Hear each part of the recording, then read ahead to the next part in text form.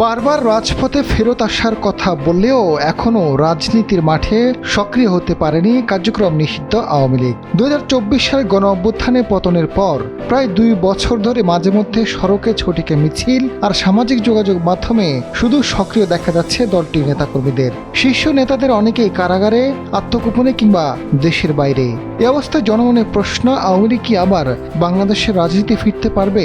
বর্তমান পরিস্থিতিতে নেতৃত্ব শূন্য দলটির সামনে 4টি পথ রয়েছে বলে মনে করছেন রাজনীতি বিশ্লেষকরা। আওয়ামী লীগ সবসময় দাবি করে এসেছে তাদের কোটি কোটি সমর্থক রয়েছে। ক্ষমতায় থাকার দলের একটি বড় অংশ প্রশাসনিক ও রাষ্ট্রীয় সুবিধাভোগী কাঠামোর সঙ্গে যুক্ত হয়ে পড়ে। ফলে দলীয় সংগঠন ও রাষ্ট্রীয় ক্ষমতার মধ্যে পার্থক্য ক্রমেই অস্পষ্ট হয়ে যায়। ক্ষমতা হারানোর পর দেখা যায় সাংগঠনিক শক্তির বড় অংশ নিষ্ক্রিয় হয়ে গেছে। অনেক নেতার মতে শেখ মুজিব নিহতের পর আওয়ামী লীগের এতটা দুরবস্থা হয়নি। ৭৭তম প্রতিষ্ঠা বার্ষিকী উপলক্ষে মাঠে নামার ঘোষণা দিয়েছে আওয়ামী লীগ। তবে সরকারের কঠোর অবস্থান, বিএনপি, জামায়াত ও এনসিপি সহ অন্যান্য দলগুলোর রাজপথে দখলে রাখার ফলে মাঠে নামতে পারেনি আওয়ামী লীগের নেতাকর্মীরা। এই পরিস্থিতিতে দলটিকে টিকিয়ে রাখতে সামনে 4টি পথ রয়েছে। প্রথমত, দলটি অনেক সময় রাজনৈতিকভাবে কোণঠাসা অবস্থায় থাকতে পারে। নেতৃত্বের বিরুদ্ধে মামলা, সাংগঠনিক নিষ্ক্রিয়তা এবং জনসমর্থনের সংকট মিলিয়ে দলটির পুনর্গঠন দীর্ঘায়ী হতে পারে।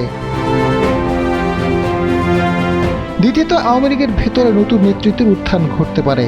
দলটি যদি হাসিনা নির্ভর কাঠামো থেকে বের হয়ে নতুন প্রজন্মের নেতৃত্বকে সামনে আনে এবং অতীতের ভুল নিয়ে আত্মসমালোচনা করে, তাহলে পুনর্গঠনের সুযোগ তৈরি হতে পারে।